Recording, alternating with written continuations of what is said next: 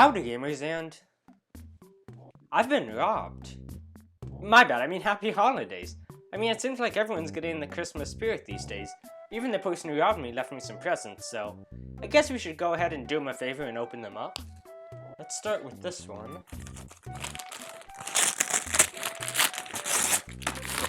Ah!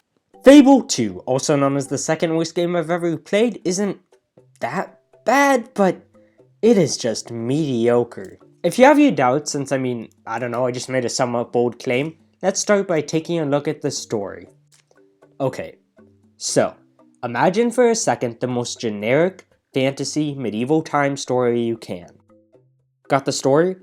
Are you picturing it in your head? Well, the story here is probably more generic than that. I literally looked up on Google common fantasy tropes, and I'm pretty sure the first result is just describing Fable 2's plot. And I wish I could tell you I'm joking, but I couldn't make this up if I tried. First up, we have the Chosen One. Male and female variety, and they certainly are chosen. The game literally tells you that you have hero in your blood, and while I'm not too sure what that means exactly because I checked with my doctor and all I have is an iron deficiency, I'm sure the two are close. Anyways, since you have hero in your blood, you are chosen to stop the evil bad overlord in Fable 2. You can tell he's bad because he kills children with no remorse. And don't worry, if that wasn't nuanced for you, the game is sure to tell you that he's bad. You know, in case you missed the part where he killed children and did evil stuff. And then that ties in perfectly to the evil overlord trope, and I want to stay away from quoting the website, but I mean, it literally describes Lord Lucian to a T. The evil overlord usually lives in a realm that reflects their wicked intentions, surrounded by their minions and followers. The evil overlord is often bent on world domination as opposed to anti-villains who are morally grey. The evil overworld is, well, evil. And, yeah, that's him alright. And I'm fine with villains in games not being morally grey. I think it can be fun to have an evil villain just for the point of them being evil, but it's more annoying to have such a generic story along with it. Now, of course, you might be wondering, why exactly does Lord Lucian kill children? And other than the fact he's evil, you know, in case you missed that part, it's because Lord Lucian wants to stop you from interfering with another trope, the powerful artifact. In this game, it's a giant tower that can grant a wish, and yeah, I'd say that's pretty powerful. The website goes further to describe that this artifact can be used for good and evil, and I mean, that's exactly what wishes can be used for.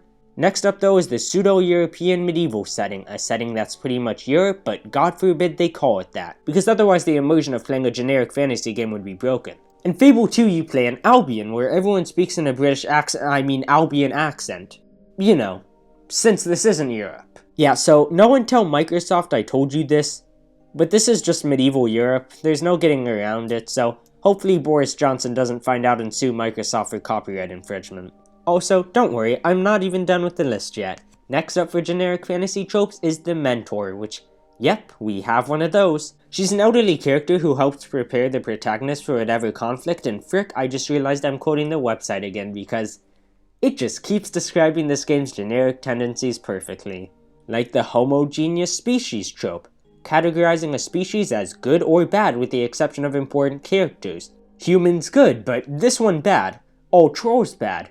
All orcs bad. And that perfectly ties into the next trope, the black and white morality trope.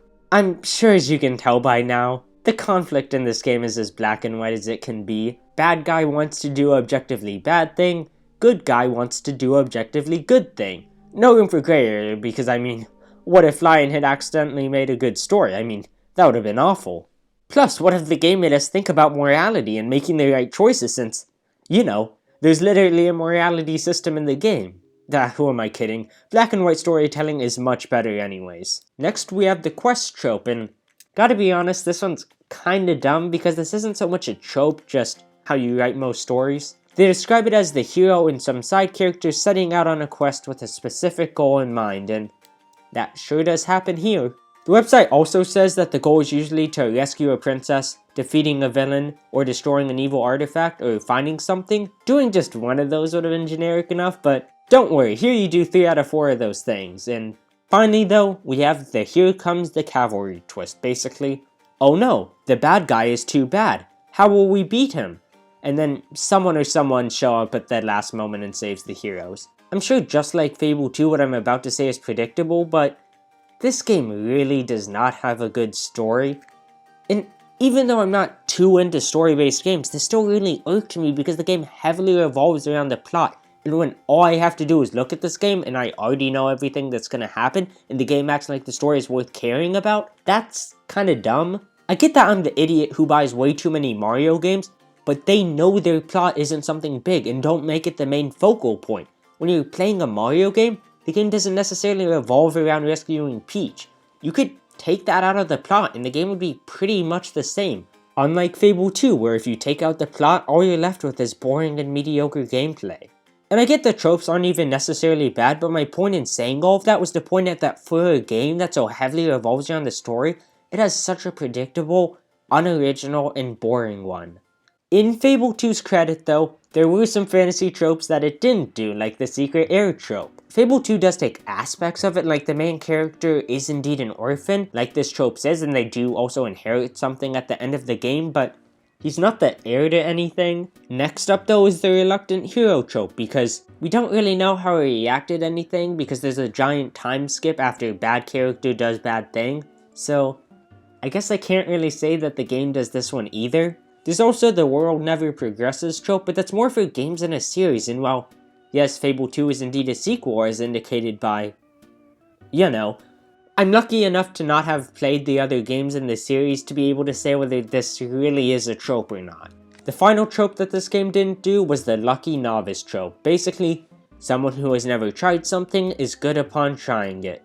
I don't really think it could work for this since, I mean, this is a video game. It's hard to really gauge how much of a trope this is here because it can't really be used for video games. It's just more meant for movies and books. Although the more I think about it, maybe this does apply because this game is just way too easy. And I don't mean, oh, I'm just saying it's easy so women will have sex with me because I'm good at video games.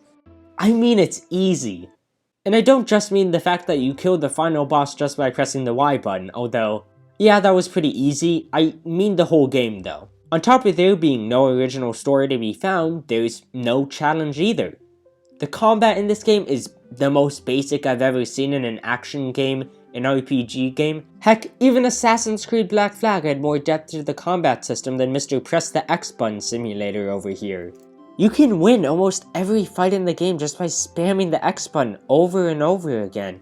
This isn't even an exaggeration either. I wish I could say it was. I wish I was making this up, but you never really need to not press X in combat. Now, you can certainly upgrade your attacks and earn new ones, but what's the point of that when, I don't know, the X button still works. You get a gun at one point, but you can't use it to do cool attack combos like in Black Flag.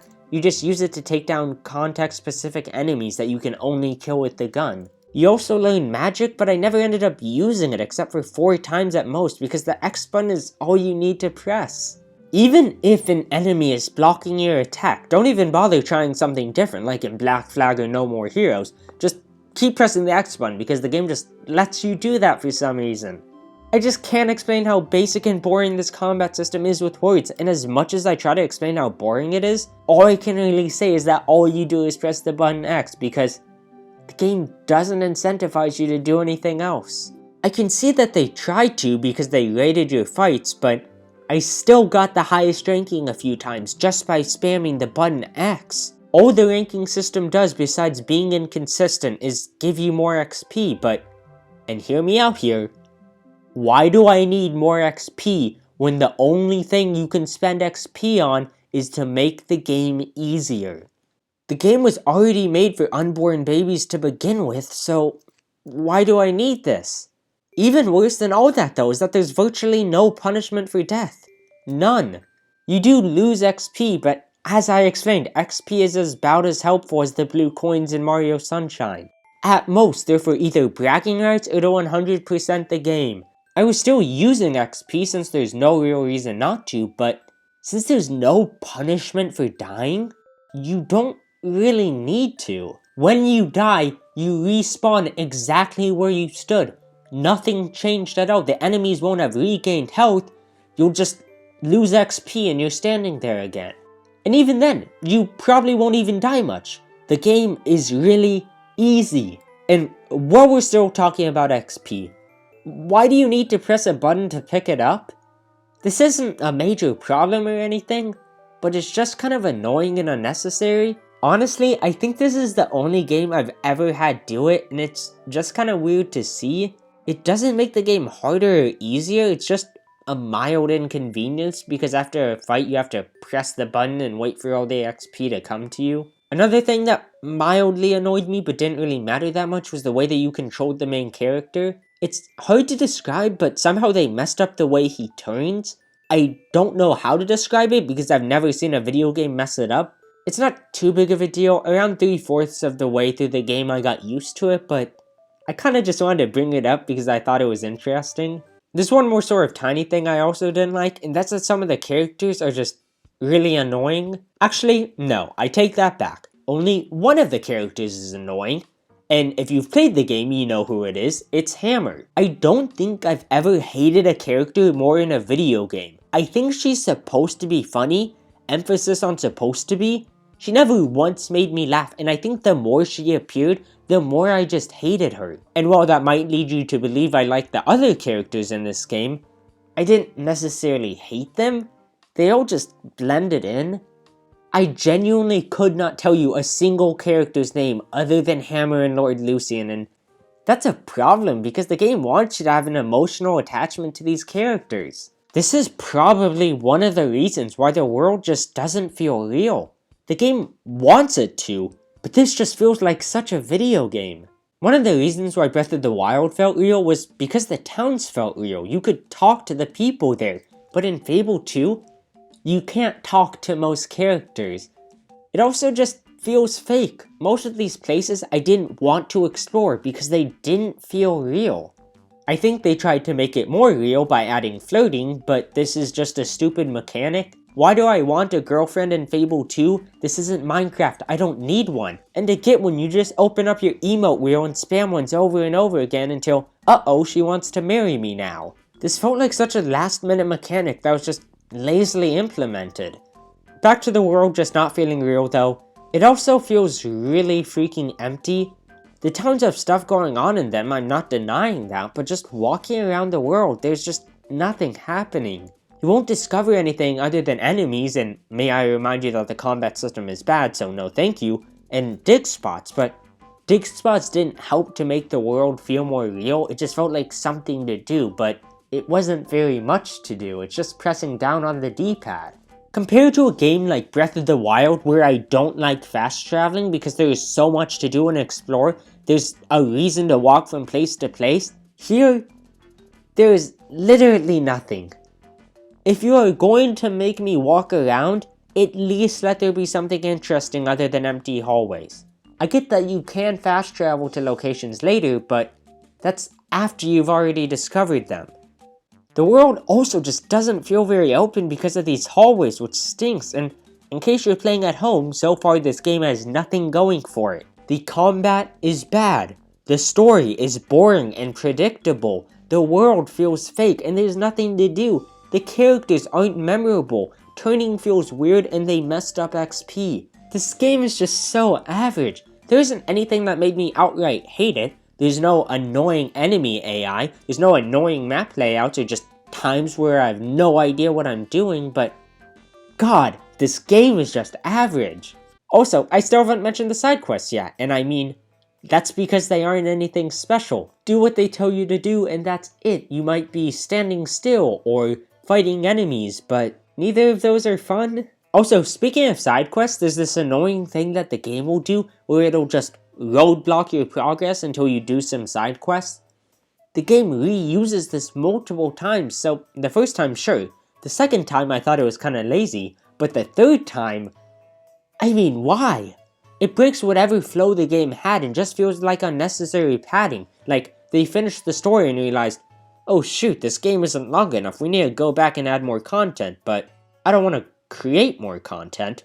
Let's just make them do side quests. And like I said, the side quests aren't even fun, so guess what? I didn't like this. And another thing I didn't like was the morality system. It wasn't bad, I guess, but just like the flirting system, it felt really rushed. You basically choose before the game starts whether you want to be good or bad, and then you'll probably just stick to that. There's no reason to be bad unless you want to be bad, and there's no reason to be good unless you want to be good. The game tries to do moral dilemmas like you either obey the bad guy or lose XP, but since I had already decided that I wanted to be a good guy, I just lost the XP. I mean, the XP didn't even matter. I hardly lost any, and like I said, the game is just easy to begin with, so it didn't really matter.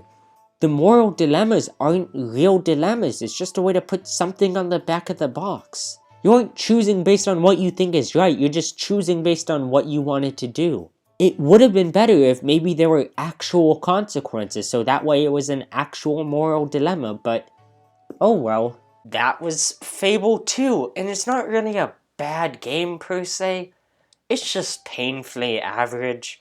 I was bored my entire time playing this game. It's just the definition of a 50 out of 100 game. There's nothing special going for it. And 50 out of 100 is the exact score I'd give it. Like I said, it's just painfully average. There's no real reason to play this game when it has nothing special going for it. And everything that this game tries to do, there's another game that just does it better. That's why to give this game an award. I would give it the Don't Play This Game award. Just don't. You know, I'm really beginning to question that Robbie's motives. At first I thought he was a pretty nice guy since, you know, he gave me some Christmas presents, but now I'm pretty sure he's just a jerk. I guess I don't know for sure though, because I still have 2 other games that I need to check out, so I guess I'll take a look at one next week, and until then, stay safe, and I love you guys.